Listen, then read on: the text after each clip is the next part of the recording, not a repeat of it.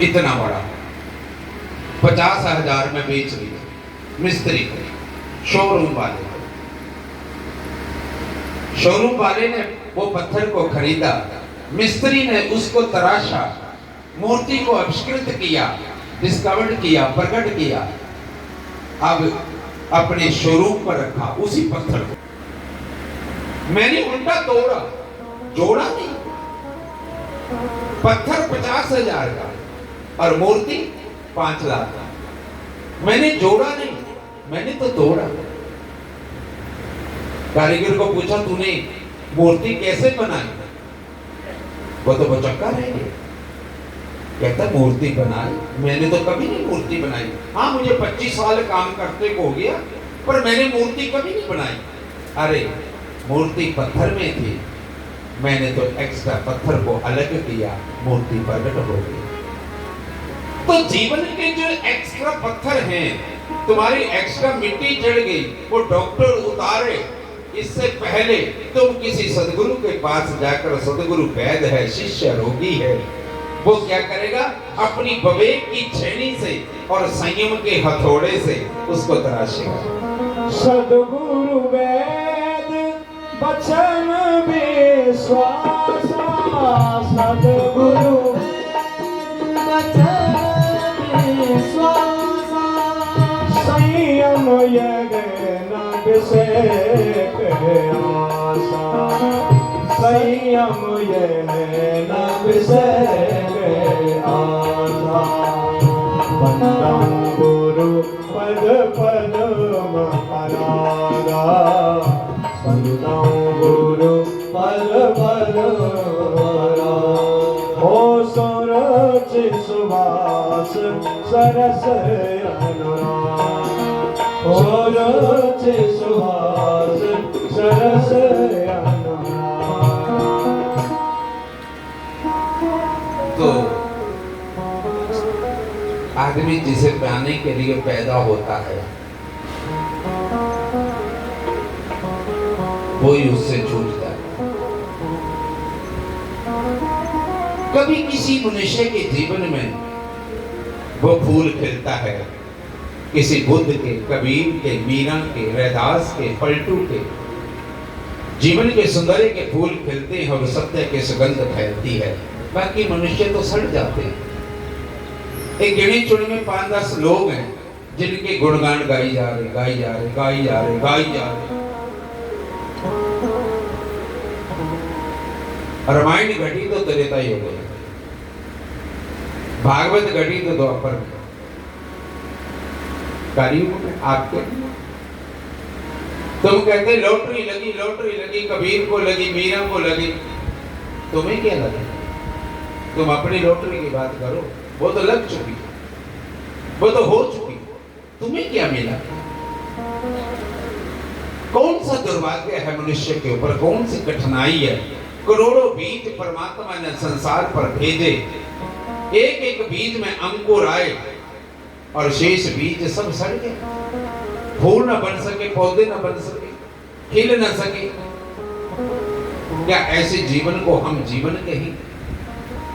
यही मैं आपसे भी कहना चाहता हूं कि जिसे हम अब तक जीवन जानते रहे वह जीवन नहीं, वह एक निंद्रा है, मूर्छा है, दुख है, प्रपंच है, शराबा है, मिथ्या है, अर्थहीन है, खालीपन है, मीनिंगलेस है, एम्प्टीनेस है। क्या पाया तुमने?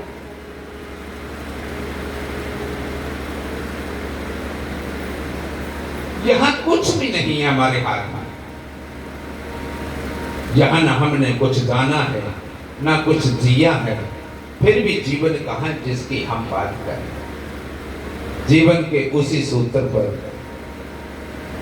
को समझने के लिए एक बात समझ लेनी जरूरी है कि मनुष्य का जीवन भीतर से बाहर की तरफ आता है, बाहर से भीतर की तरफ नहीं। सुनिए, समझने का प्रयत्न करें।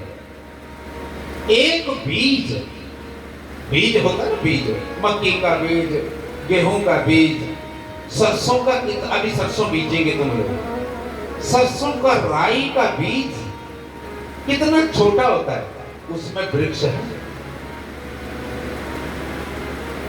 बरगद का वृक्ष, बट वृक्ष, बीज कितना पतला होता है, देखा कभी बीज?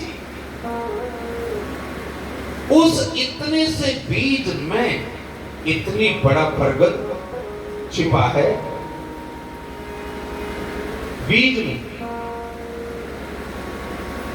एक बीज में जब अंकुर आता है, कहां से आए? ख्याल रखें, और आश्रम में क्यों ख्याल रखें? तुम क्यों नहीं रख रहे हो रंगे बिल्ले कि हमें बड़ा जनरेटर ला के रख दो, जो बैंकों में होता है साउंडलेस, क्या होता है वो इस तरह का, ताकि आश्रम की लाइट भी चले। अब हम तो है नहीं कि कोई नहीं, कईयों के कोल्ड स्टोर है, कईयों को इस प्रधान को 3 पेंशन है, तो आप कुछ न कुछ लाकर रखते ताकि अच्छा व्यवस्था आश्रम की बनी रहे और कोई डिस्टर्बेंस भी ना हो। कोशिश करेंगे, बूंद बूंद डालकर कुछ ऐसा प्रयत्न करेंगे। हल्की हल्की व्यवस्था बन रही है। जब हमने शुरू में कथा करने लगे तो यहाँ तंबू लगाते थे, टेंट, तो हर में गिर जाने, पाइपें टूट जाने, तंबू फट जाने, धीरे धीरे ऐसा व्यवस्था बनी पड़ी है। आगे आगे आप लोगों के लिए व्यवस्था होती है, साधु की अपनी व्यवस्था तो वो एक ही रूम में कर लेता है, हल्की सी बोरे में पोरा होता है ना, पोरा पंजाबी में पोरा कहते हैं, वो तो अपनी व्यवस्था उसी में कर लेता है। हमारे साधु कदराओं में, गिरियों में बैठे हैं, वो तो उसी में गुजारा कर लेते हैं। कहीं अन्न आ जाता है, कहीं खाने पीने की सुविधा प्रकृति ने दे रखी होती है, तो इसलिए मैंने कभी मांगा नहीं, ना मैं कभी मांगूंगा। साधु उससे मांगता है, और तुम साधु से मांगते कि नहीं मांगते? आशीर्वाद दे दो, ये दे दो, वो दे दो, है? तो साधु भिखमंगों से क्या मांगे? वो तो सम्राट से मांगेगा ना। तो साधु प्रकृति से उसी से मांगता, वो अपने आप व्यवस्था करता। अब ये मुख से निकला तो ये भी व्यवस्था हो जाएगी कहने कहीं से, ताकि कार्यक्रम में कोई दिक्कत ना आए, परेशानी ना आए। तो लाइट भी आ गई है, तो ध्यान रखा करो, जनरेटर का, मीटरों का भी। आगे लाइट नहीं आई होगी, ये चलाओ ना इनको, तब पता चलेगा। बटन चलाओ सारे, अभी नहीं है बटन, तो चलाओ। जनरेटर चला रही है, तब बंद रखते हैं। अच्छा चलाओ जरा, बस अभी वो लाइट आ गई तो वो डाउन करेंगे तो आ जाएगी। लो, तुमने तो नहीं सुनी, बिजली वालों ने सुन ली हमारी, है ना? एक वजन गाओ थोड़ा सा, फिर मैं मुख, फिर वो ट्रैक से इधर हो जाता है। हम पूरे कंसंट्रेट देखा था। बांके बिहारी लाल की जय। तेरे बिना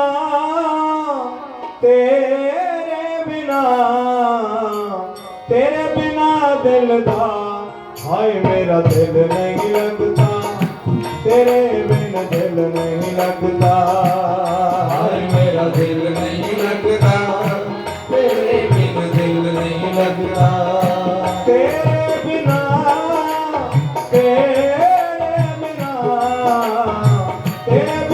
दिल दा, हाय मेरा दिल नहीं लगता, तेरे बिन दिल नहीं लगता, हाय मेरा दिल नहीं लगता, तेरे बिन दिल नहीं लगता, ओ तेरे बिन दिल नहीं लगता, तेरे बिन दिल नहीं लगता।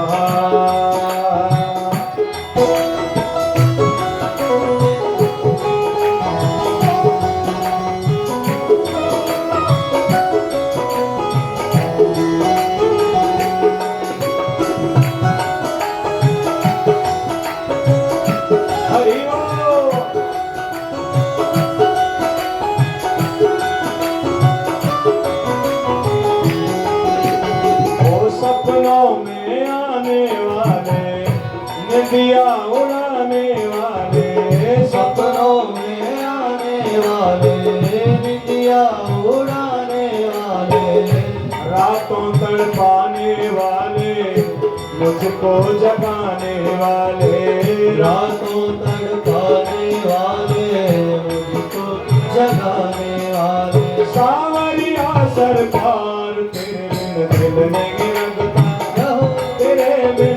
नहीं लगता, हाय मेरा दिल नहीं लगता, तेरे बिन दिल नहीं लगता, तेरे बिना, तेरे बिना, तेरे बिना दिलना, हाय मेरा दिल नहीं लगता, तेरे बिन दिल नहीं लगता, हाय मेरा दिल नहीं लगता, हाय मेरा दिल नहीं लगता।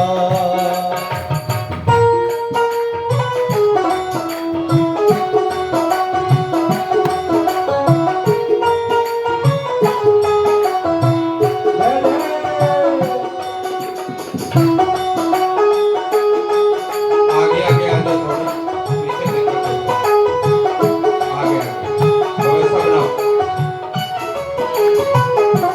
ओ दर्शन को अखियाँ प्यासी दिखला दो छटा जरा से, दर्शन को अखियाँ प्यासी दिखला दो छटा जरा से, दर्शन का हूँ अभिलाषी सुन ले ओ घट घट वासी, दर्शन का हूँ अभिलाषी सुन ले घट घट के वासी, दर्शन को अखियाँ प्यासी दिखला दे छटा जरा, सुन ले मेरी पुकार, तेरे बिन दिल नहीं लगता, तेरे बिन दिल नहीं लगता, हाय मेरा दिल नहीं लगता, तेरे बिन दिल नहीं लगता, ओ तेरे बिना, तेरे बिना, तेरे बिना दिलना, हाय मेरा दिल नहीं लगता, तेरे बिन दिल नहीं लगता, हाय मेरा दिल नहीं लगता, तेरे बिन दिल नहीं लगता।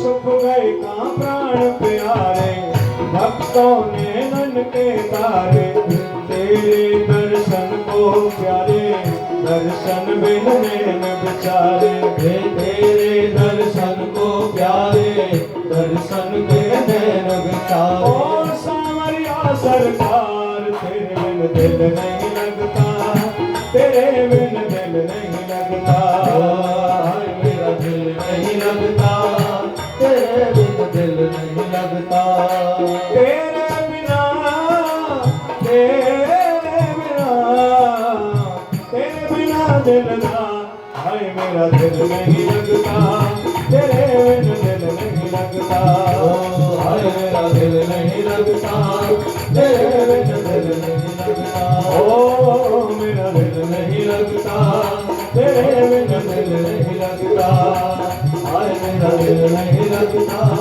तेरे बिन दिल नहीं लगता। सद्गुरुदेव भगवान की जय हो।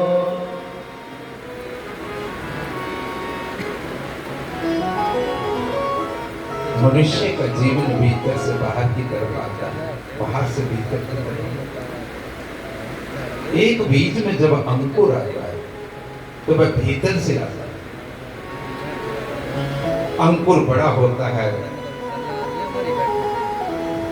उसमें शाखाएं, पत्ते, फूल, फल लगते हैं। उस छोटे से बीज में एक बड़ा वृक्ष मिले जिसके नीचे हजारों लोग विश्राम पाते हैं। एक छोटे से बीज में इतना बड़ा वृक्ष, लेकिन यह वृक्ष बाहर से नहीं आता, यह भीतर से आता है, उस छोटे से बीज। जीवन भी एक छोटा सा बीज,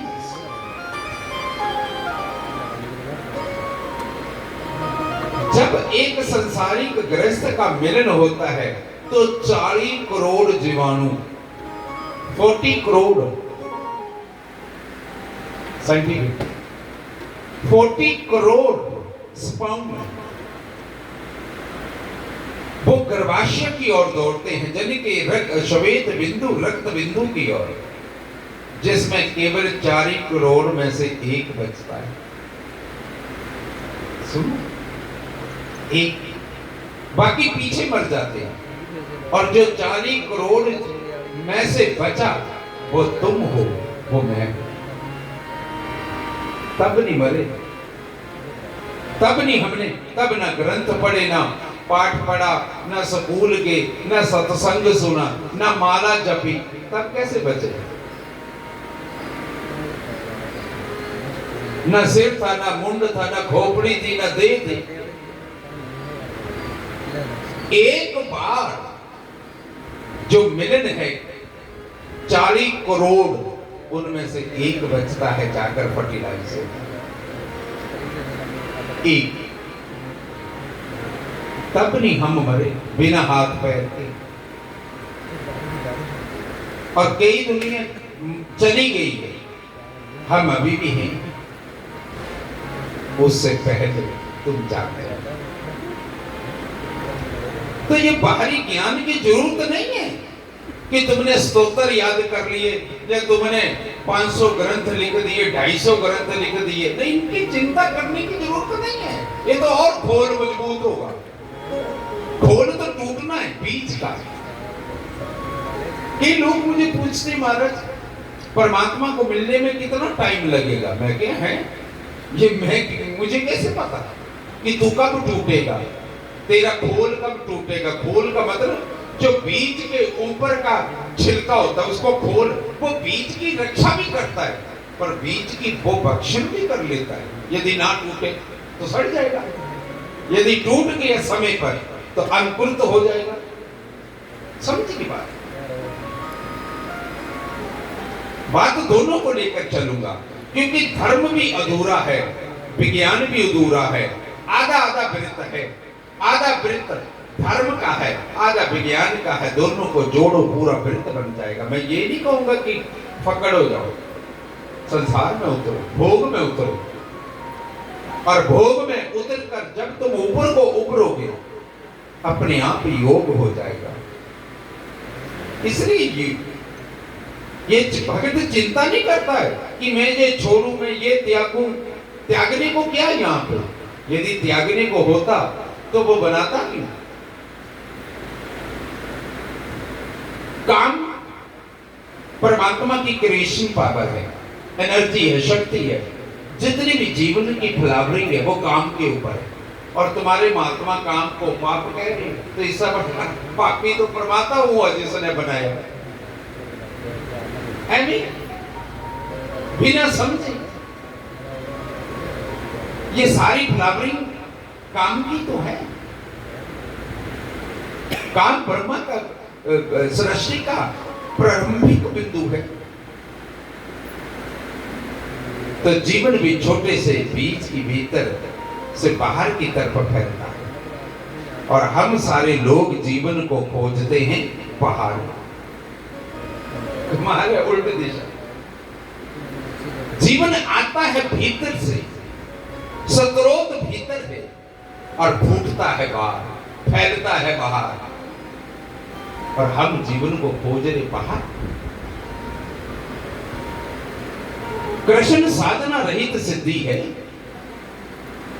राम सत्य है, कृष्ण प्रेम है, शिव करुणा है। राम सत्य है, सत्य सुकृत अभिगत राम, वो सत्य है। और उस सत्य को के साथ कैसे जुड़े? प्रेम से। बाकी खत्म बात। कृष्ण का मतलब प्रेम, कृष्ण का मतलब उस सत्य को अपनी ओर आकर्षित करे, खींचे। और शिव क्या है? वंदे बोधमयम नित्यम गुरुम शंकर रूपीनम। करुणा क्या है? सदगुरु। तभी तो बरस रहा तुम्हारे ऊपर, तभी तो बरस रहा, तभी तो बुद्ध लौटा, लोगों ने बुद्ध को जंगल में जाते देखा, पर जो जंगल में गया वो बुद्ध थोड़ी था। कौन गया था? गौतम। गौ कहते इंद्रियों को, तम कहते अभी वो अंधकार में था। जंगल में बुद्ध नहीं गया, बुद्ध तो लौटा जंगल से। जो जंगल में गया वो गौतम था, जो लौटा वो बुद्ध। प्रकाश से भर गया वो, डार्कनेस टुवर्ड्स लाइट। जो जंगल गया वो महावीर थोड़ी था। कौन था? वो वर्धमान था। वर्धमान जो संसार में फैले बढ़े और जो अपनी ओर लौटे वो महावीर। लौटा महावीर, लौटा महावीर। जो जंगल गया वो वर्धमान, यानी कि असली नाम वर्धमान था। समझिए बात। तो जीवन की जो मूल ऊर्जा, जीवन का जो मूल स्रोत भीतर है, जीवन की शाखाएं बाहर। तो शाखाओं को काय को तुम देख रहे हो? जड़ को सींचो, एक के साथे सब सदे, अंदर जड़ को साध लो। एक के साथे सब सदे, सब साथे सब जाए, माली सींचे मूल को फले फूले अघाए। जड़ को सींचना, वृक्षों को नहीं, पत्तों को नहीं, टहनी को नहीं। यही तो कृष्ण गीता में कहते हैं, ऊर्ध्व मूलम अधः शाखम अश्वत्थम प्रभव्यम सदासि यस्य प्रणानि च तम सवेद विद।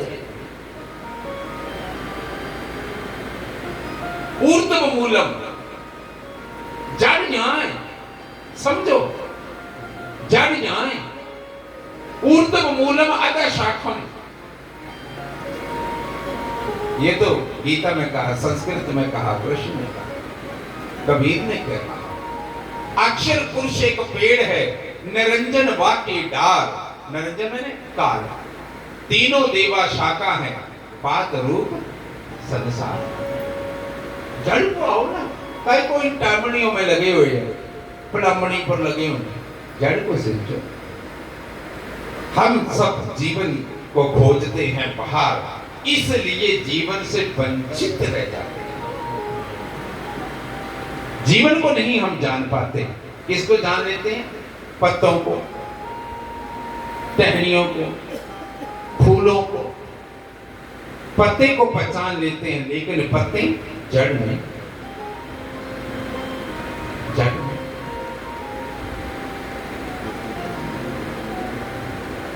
जड़ नहीं।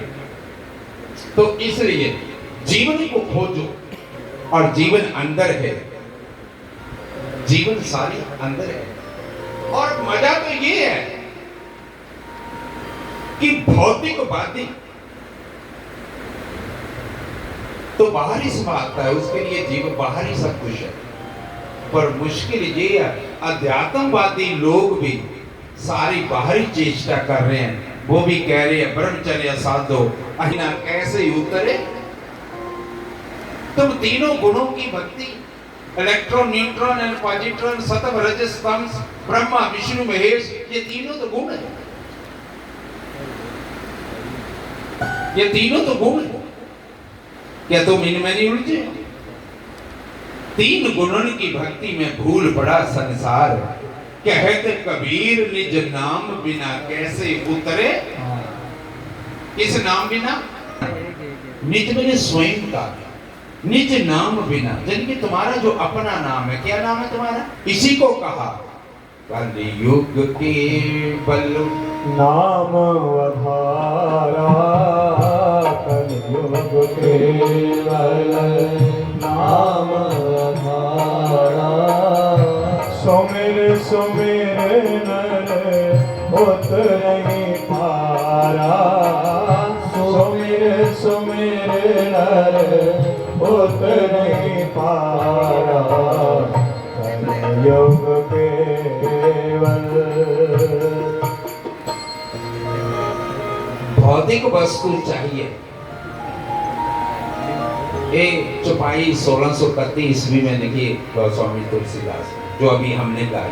कब लिखी? 1631। और तुम्हारा आधार कार्ड कब बनने लगा?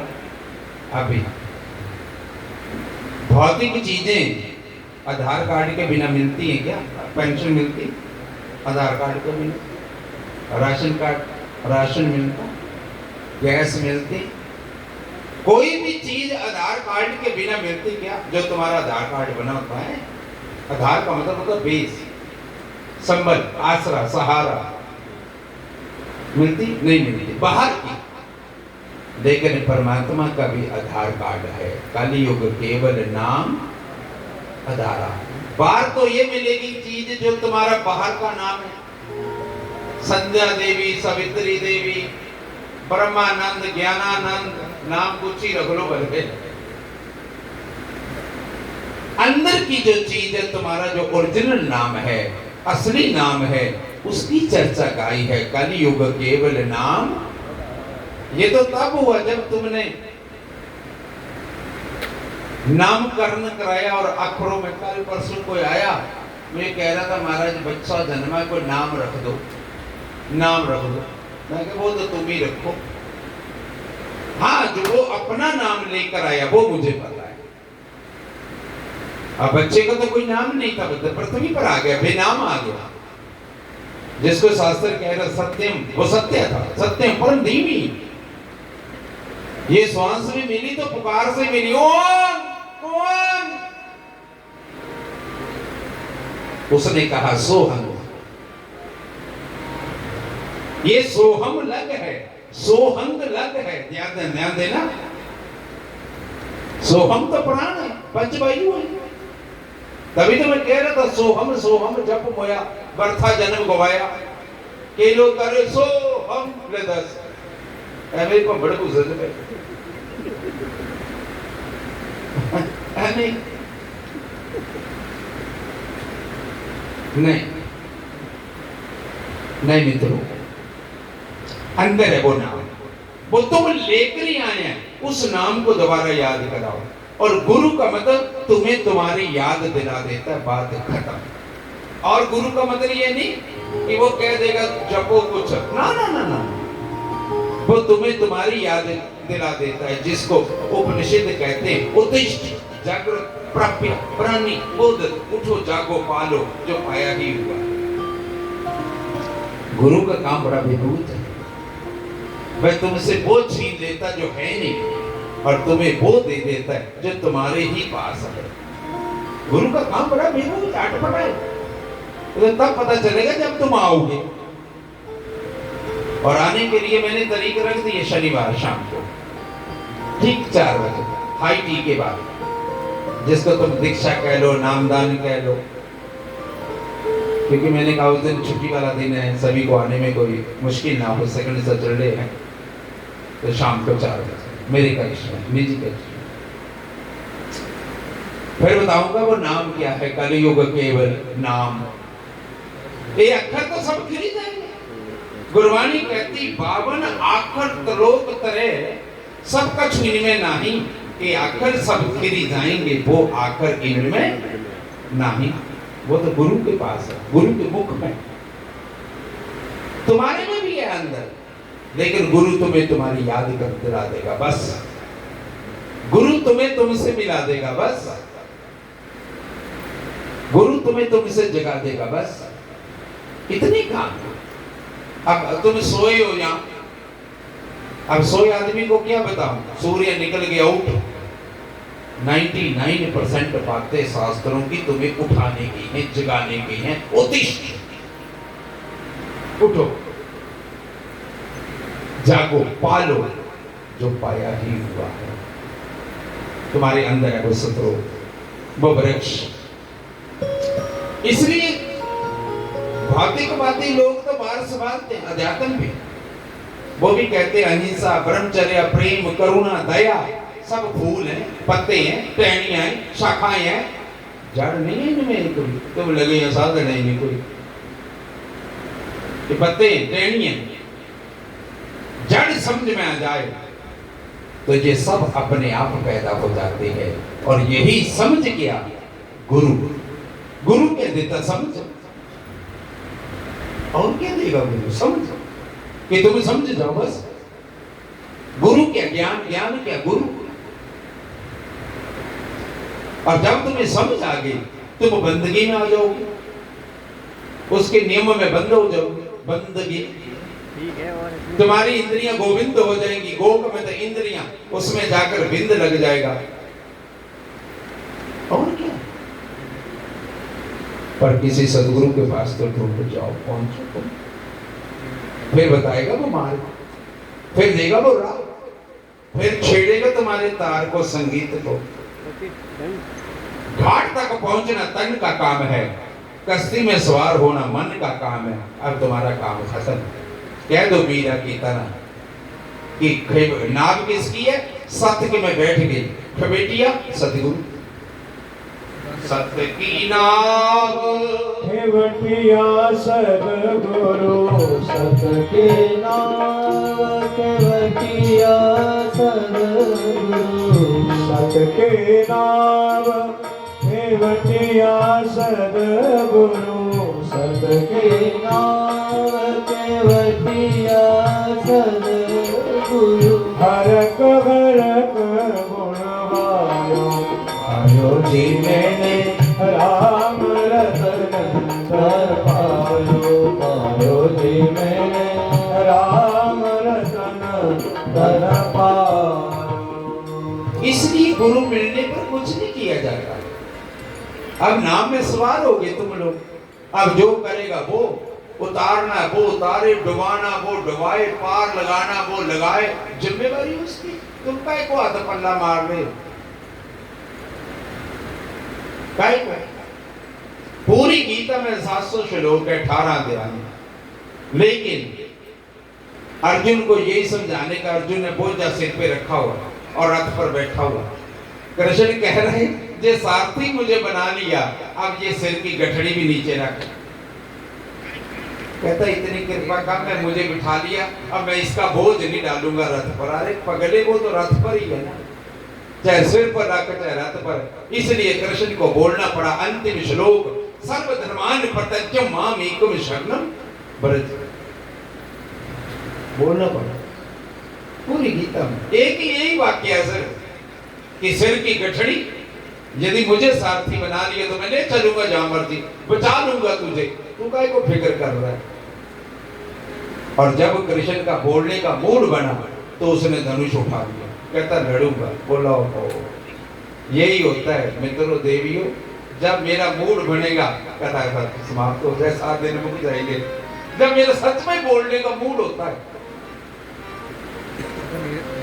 सच में जब तक तुम्हारी पहचान बनती है तब तक 7 दिन पूरे हो जाते हैं। अब क्या बोले, तो कृष्ण ने कहा मूड बना, तू तैयार हो गया, जा अंत में जाकर इसी भागवत में सुनाऊंगा, जाकर वो ज्ञान फिर उद्धव को दिया। अंत 12वें स्कंद में आश्रय में। तो जब मूड बना, वो मुझे नोट दिखा, मेरा मूड बना।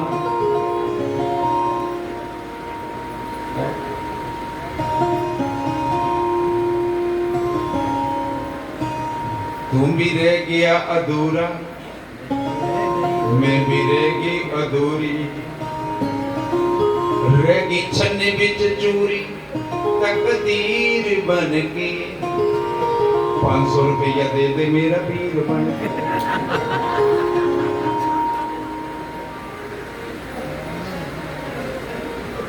की खटिया में तेरी। तो जब तक मूड बनता है तब तक टाइम हो जाता। सच में तुम्हारी पहचान बनती है कि कुछ दूं, कुछ लुटाऊं, कुछ गाऊं, तब तक 7 दिन पूरे हैं। खैर इतना टाइम मिला, इसका सदुपयोग करते हैं तो जड़ समझ में आ जाए, सब अपने आप पैदा हो जाएंगे। इसलिए आज का कथा बड़ी इंपॉर्टेंट कथा है। कृष्ण लीला, कृष्ण के जन्म, अवतार, और बाकी सारे पहले आए। कृष्ण का अंतिम अवतार है और पूर्ण को अंतिम में ही आना चाहिए। पहले क्या है? अंश, अंशिक अंशावतार, कला, कई कला के अवतार भी हैं, जैसे कछुआ आया, बड़ा, कच्छप, मत्स्य, ये कलांश हैं। एक कला का भी एक अद्धा कांश। कृष्ण पूर्ण है और कृष्ण साधना रहित सिद्धि है। शब्द आपके समझ नहीं आ रहा है, ये आपके समझ नहीं आ रहा है कि कृष्ण के जीवन में साधने जैसा कुछ नहीं है। कृष्ण का एक ही अर्थ है कृष्ण, किसको? हमारी राधा को। राधा मतलब रूप, राधा मतलब आत्मा, राधा मतलब कृष्ण का मतलब अपनी ओर आकर्षित करे, खींचे, बस और कुछ नहीं है। तुम करते रहो जय ओम क्रीम कृष्णाय नमः। क्रीम काली बीज है, काली बीज है क्रीम। तो आज कृष्णं वंदे जगत गुरुम च शाश्वतम। जगत गुरु कौन है? कृष्णम वंदे जगत गुरु। कौन है जगत गुरु? आजकल कई जगत गुरु, एक बड़ा चतुर जगत गुरु, उसको सब इकट्ठे हो गए, वो पूछा, बोला तूने जगत को पूछा? तो जगत गुरु तो ही बना जाता ना। एक या 5-7 साधु इकट्ठे हुए जगत गुरु, 10 उसको पूछा, तुमने जगत को पूछा? इतना बड़ा संसार है। एक बड़ा विचित्र साधु मेरे साथ, कोई स्त्री मत्था टेके बोल रहे ना ना ना, कोई छू जाए तो ना आए। मैं कह तू क्या कर रहा है, तू इतना कच्चा है, स्त्री के छू नहीं सकते। और जो लोग मुझे छूते हैं, पकड़ते हैं, बैठते हैं, मुझे क्या फर्क है? मुझे क्या फर्क है? जब कुछ तो भिन्नता क्यों? और गुरु भिन्नता पैदा कर रहे हैं तुमसे अलग रहकर कि मैं तू, तो दो हो गए, द्वैत हो गया, द्वंद हो गया, ड्यूलिटी हो गई। शास्त्र तो इक्वलिटी पैदा करता है, एकात्मक करता है। यदि मुझे तुम में और इसमें दो दिखे तो आओ मैं गोरख को याद करूं, सच कह रहा है। कहता कि कथनी कथे सो शिष्य बोलिए, वेद पढ़े सो नाती, रहनी रहे सो गुरु हमारा, हम रहता का साथी। कहता जो कथनी कथे, जो सुन सुनाकर बोल रहा है, वो तो शिष्य, और जो अभी वेदों को ही पढ़ रहा है, वेदों के ऊपर बोल रहा है, वो तो नाती है। शिष्य तो बेटा होता है, नाती तो बेटे पे भी गया गुजरा। बताओ, कोई कह रहा मैं वेदांताचार्य, कोई कुछ, और उसको जीवन में पता ही नहीं कि वेदांत का मतलब होता है जहां वेदों का अंत, वहां जीवन का प्रारंभ होता है। पता ही नहीं। करनी बिन कथनी करे, मूर्ख जो दिन रात, अज्ञानी भूसत फिरे, सुनी सुनाई बात। और जो तुम परमात्मा को पा गया तो चुपचाप बैठ, ज्ञान दे, जो माने वो ठीक है, ना माने वो ठीक है। बात क्यों? संवाद होता है। तो आज इस कथा में, आज का जो मुख्य कथा है, इसमें मुख्य गजेंद्र मोक्ष की कथा, सागर मंथन की कथा, दानवीर बलि महाराज की कथा और संक्षिप्त रामायण, उसके बाद चंद्रवंश कृष्ण की कथा।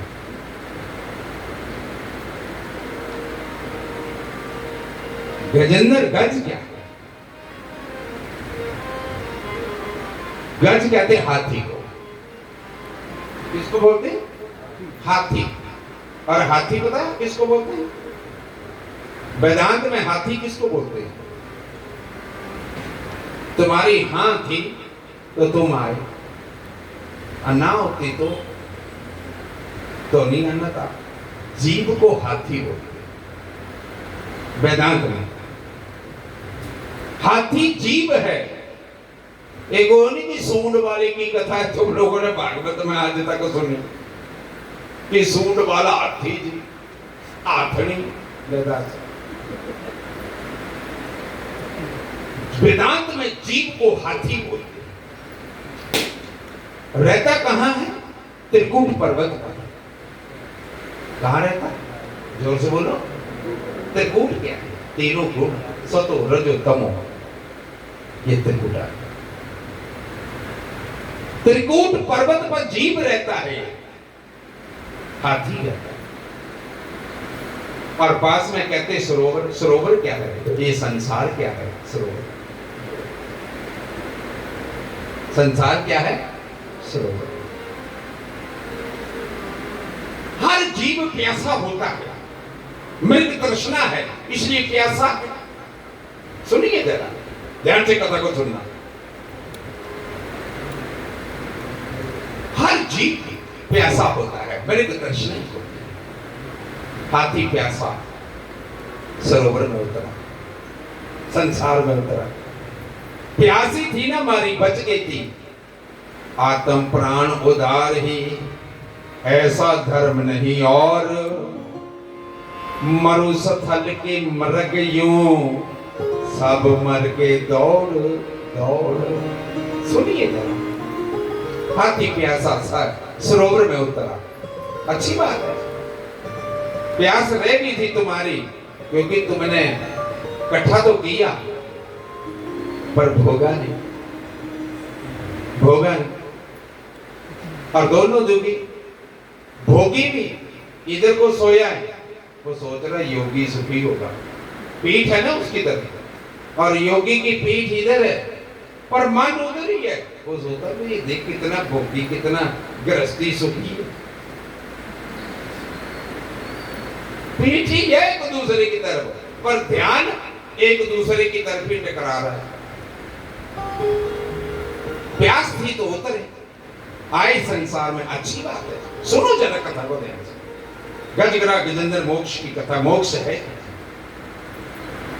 इसका प्लेजेंट विश्राम क्या है, इसका कंक्लूजन क्या है। और यदि मेरे कंक्लूजन में तुम्हें कंफ्यूजन रह गया तो खामखा मुझे 3 घंटे आप बोलना पड़ रहा, फिर मैं थक जाता हूं, फिर मैं सो जाता हूं। कोई शौक थोड़ी बोलने, कोई मेरे पैसे कमाने का साधन थोड़ी है कि मुझे कथा करके पैसे कमाने ना।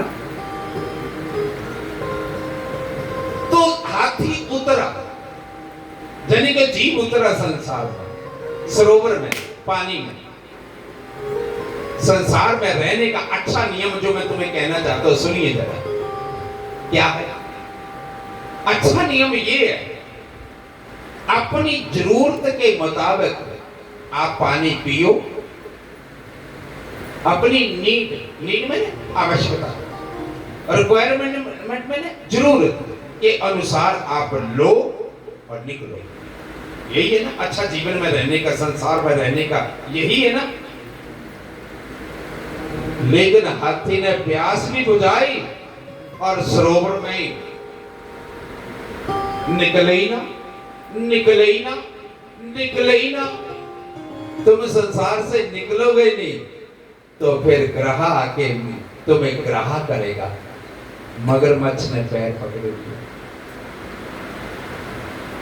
ऐसे ही होगा। फिर मगरमच्छ पैर पकड़ेगा और तुम मृत्यु की शैया पर या वेंटिलेटर पर, फिर आदमी तड़पता ही है। शरीर तो शिथिल हो जाता है, उसकी बुद्धि कॉन्शियस रहती है, याद रखना। जब वो हटोगे ही नहीं तो पकड़ेगी पैर। तो ग्रह ने पैर पकड़ लिए। अब हाथी बाहर को खींचे और मगरमच्छ, एक बात और बताओ, सुनने वाली बात है। हाथी के लिए सुइटेबल जगह नहीं है, पर मगरमच्छ की जगह सुइटे, पानी में वो बलशाली है, वो उसकी जगह है, पर हमारी तो नहीं है ना।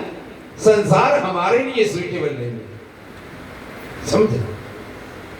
हाँ ठीक है, आप ऐश करिए, घूमिए फिरिए, मजा लीजिए। जैसे तुम मेले में जाते हो तो पूरा दिन घूमते घामते सांझ होती है, तो चाहे क्वार्टर में रहते हो, कहते चलो घर। मैं संगीत सीखने जाता था तो मेरे गुरुजनों ने, उस्ताद ने इसका पामा गामा गारे सा नीरे सा बजाना जरा। पामा गामा गारे सा नीरे सा। यानी कि चले पखेरू अपने घर को, निशी आई चले पखेरू अपने घर को। तो हाथी के लिए वो जगह स्वीट नहीं है, हाथी की वो पानी जगह नहीं है, पर मगरमच्छ की तो पानी है। अब हाथी बाहर खींचता, मगर अंदर। युद्ध सतत चलता रहा, हमारा भी यही चल रहा है। मृत्यु अंदर खींच रही और हम बाहर भाग गए। सुनिए, सबसे पहले आदमी सब बल लगाता है, अपना बल। तो बोलते ना अपना बल, पहले कोशिश करता छूटने का, अपना पूरा जोर लगाता है, सब बल। लेकिन जब सब बल शिथिल हो जाता है तो क्या सोचता है? सब जन, बच्चे, पत्नी, परिवार, वो रख लेगा मुझे, वो मेरा ध्यान रख लेगा, वो पाल लेगा, है वो सहारा बन जाएगा। अरे दूसरा रिस्क कौन ले? अब मृत्यु शैया पर पड़ा, वेंटिलेटर पर, तुम्हारा बेटा थोड़ी कह सकता चल थोड़ी देर तू उठ, मैं सो जाता। बोलता क्या? मंजे पर पड़ा बोलता क्या कि चल कोई नहीं पिताजी, जब माता तो थोड़ी देर थक गई होगी, लेट कर, मैं लेट जाता हूं। फिर तुम है को चक्कर में पड़े हो?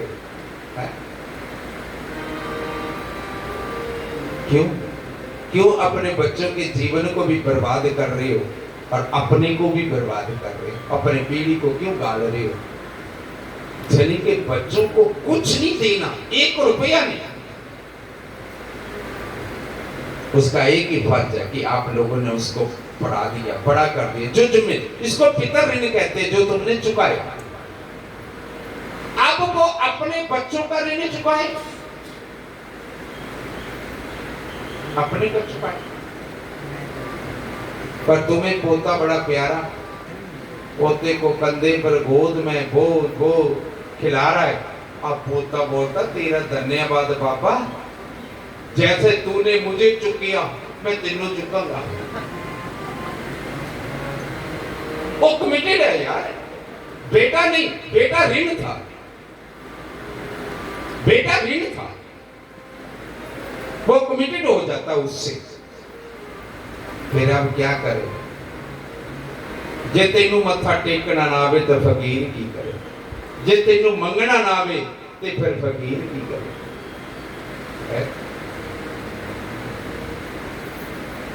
तो हाथी जब थक गया तो देखने लगा बच्चों की तरफ, पत्नी की तरफ, आओ बचाओ। लगे खींचने को सूंड को सूंड फंसाकर, लेकिन मगरमच्छ तो अपनी सही जगह पर है, बलशाली है। जब वो भी थक गए, बोला तू जा खसमा खा।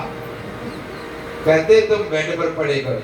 कई बार मुझे कहते हैं महाराज अब तो पीछा चढ़ा, ना मर्दा ना मंजा चढ़ा।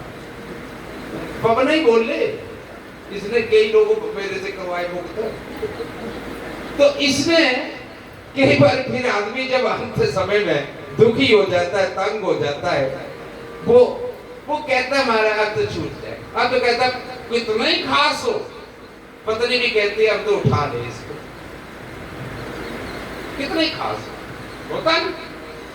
बोल इसको गिर ले, वो साइड में खड़े हो गए जाकर, तू मर,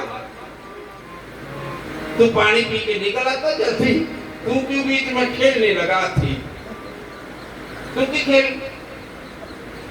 जब सारे सब बल लगाया, जब लग गज अपनो बल त्यो नेक सरो ना काम, निर्बल में गजराज पुकारो, आए आधे नाम सुनेरी मैंने निर्बल के बलराम। तो अब हाथी को कौन आता है सुनिए। जब बच्चों ने भी नहीं पूछा, पत्नी भी मुंह मोड़ गई, मोड़ते सारी,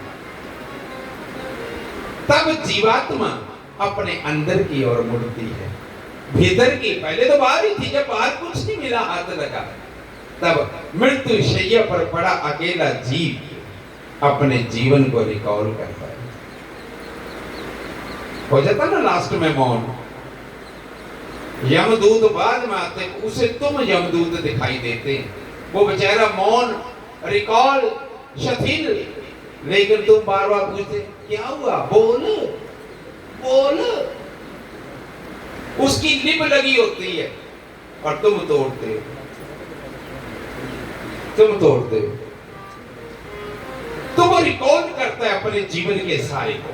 और याद रखना, मृत्यु से 6 महीने पहले वो लक्षण मिलने लगते, शुरू हो जाते 6 महीने पहले। जीवात्मा के जाने से 6 महीने पहले वो लक्षण मिलने चालू हो जाते हैं। तो वो रिकॉल करता है अपने जीवन। जब उसकी सारा शरीर शिथिल हो गया, सब कुछ, केवल मृत्यु शैया पर पड़े आदमी हिल भी नहीं सकता, लेकिन उसकी कॉन्शियस चलती है। कॉन्शियस मतलब बुद्धि। तो जब उसकी कॉन्शियस, पूरा हाथी डूब गया, सूंड बाहर बची, यही कॉन्शियस है। और गुरु इसी कॉन्शियस को सब कॉन्शियस, सुपर कॉन्शियस करता है, इसी को ही तुम्हें अनकॉन्शियस से कॉन्शियस में लाता है। सुनिए जरा। तो जब डूब गया, केवल सूंड बची, तो हाथी ने उस सूंड जब बची, कॉन्शियस चली, तो लक्ष्मी क्या कर रही थी, चरण दबा रही। उसने देखा हाथी जी सागर में, समुंदर में। उसने क्या किया, एक फूल, कमल का फूल, सरोवर में जो कमल का फूल था, लक्ष्मी ने उस कमल के फूल को फेंका और हाथी की सूंड ने फूल को, कमल को, सुनिए जरा, लक्ष्मी क्या है, लक्ष्मी गुरु है, कमल क्या है, सत्संग है। जैसे बुद्धि से सत्संग टकराया और हाथी की पुकार, लक्ष्मी नारायण भगवान की, नारायण भगवान की जय। हे गोविंद, हे गोविंद, हे गोपाल, हे गोविंद, हे गोपाल, सुन पुकार मेरी। हे गोविंद, हे गोपाल, अब तो जीवन हारे। नीर पीवन गयो सिंधु के किनारे, नीर पीवन हेतु गयो सिंधु के किनारे। सिंधु बीच बसत ग्राम, सिंधु बीच बसत ग्राम, चरण घर पखारे। हे गोविंद, हे गोपाल, हे गोविंद, हे गोपाल, अब तो जीवन हारे।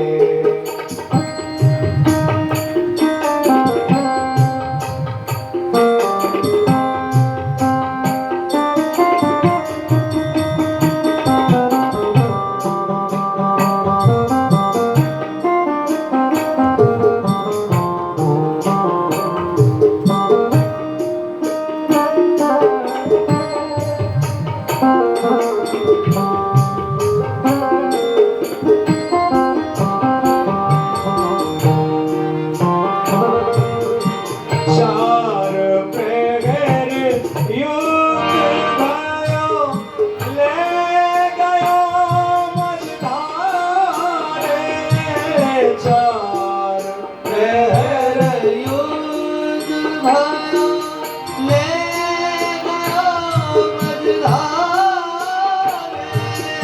लाख कान डूबन लागे लाख कान डूबन लागे कृष्ण को पुकारे हे गोविंद हे गोपाल आगत जीवन हारे आगत जीवन हारे आगत जीवन हारे। हृदय की आर्द्रता प्रार्थना है। आंखों में आंसू ना हृदय गीला हो जाए, बस उसकी याद में हृदय की आंख गीली हो जाए। हृदय आंख है, हृदय में प्रेम है, उगड़ जाए। और प्यास के अतिरिक्त हमारी समर्थ क्या, पुकार के अतिरिक्त हम कर भी क्या सकते हैं, क्या दें उसको? पुकार, सुने ना सुने जिम्मेवारी उसकी। तुम पुकारो, हृदय से पुकारो, हृदय से। गद्दे और लगा दो चाहे आप गद्दे रखे हुए वहां पर आगे आगे आ जाओ थोड़ा सा, और गद्दे 2-4 और लगा दो, वो रखे हैं। हाँ ये वाले सारे इकट्ठे उठा के लाओ। पुकार के अतिरिक्त हमारे पास है क्या? सुनिए, क्या है हमारे पास? बहुत ज्यादा आपको जरूरत नहीं ये करो वो करो वो करो, ये पंचमृत करो, ये फलाना करो। पुकार के अतिरिक्त क्या है हमारे पास? तुम आंसुओं में कंजूसी मत करना। वो था न मुझसे दूर, ना मैं उससे दूर था, नजर नहीं आता ये नजर का कुछ। प्रार्थना कैसे? जैसे एक छोटा सा बच्चा पालने में पड़ा, उसको तो पता नहीं मां भी है तो नहीं। भूख लगेगी तो क्या करेगा? रोएगा। तुम्हारी भाषा में रोना है, वो पुकारेगा।